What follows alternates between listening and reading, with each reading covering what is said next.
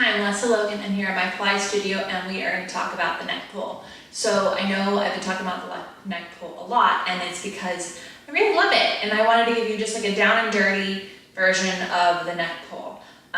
It's also super fun if you know the assistant. So for those of you who are teachers out there and you want some tips on how to actually help guide people to the neck pull, please hit me up and we can actually do it online. I can show you how to do that. But it's a really yummy exercise, and it also challenges a lot of things that you know. So where the neck pull comes in the order is after the thigh stretch, which is so nice. You stretch out your thighs before you do this pretty heavy duty exercise. But what you'll hopefully notice is that it's very similar to the roll up, but with more weight added to the upper half of your body. Also, it takes the legs apart, which means you don't have the hug of your inner thighs to help get you up. So it's going to challenge you in something you've already done about 15-20 minutes earlier, but now you're super warm. So if the roll up was a struggle, but you're able to do it, now the neck pull is going to be a struggle, but you're probably able to do it. And if you are so not able to do the roll up, when you get to neck pull, just do the roll up, because eventually you'll get there. So what the neck pull is ideally you have a strap. And the strap really should go around the base of your foot. So it's not around the ankles, it's around the base of your foot. Your feet are about a hip's distance apart if you're like me. Watch out for those knees splaying to go wide. You want to keep the knees in line with the bones and push the thigh bones wide. Then you interlace your fingers behind your head, and then you press your head into your hands into your head. Now, without locking your knees, so no knee locking, right? You're gonna reach your heels across the room and pull your center back. You push your head into your hands into your head, and then without the elbows coming in, pull your center in around forward.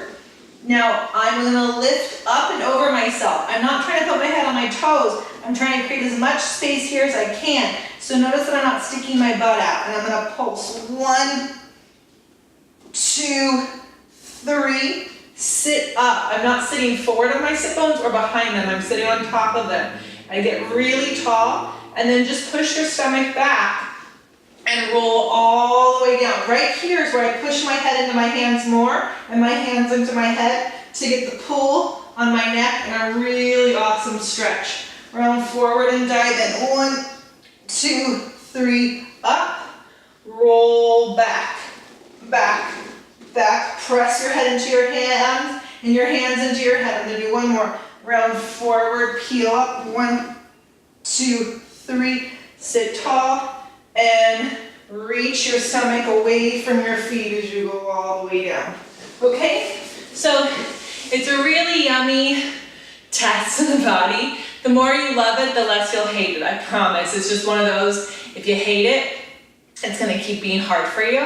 But use the strap around the feet and not around the ankles. I think you'll find that's really good. If you don't have access to a strap, you can put a magic circle around your feet, and that would do a really awesome job for you to make this exercise a little bit more accessible. So that's a neck pull. If you have questions, just ask and comment below.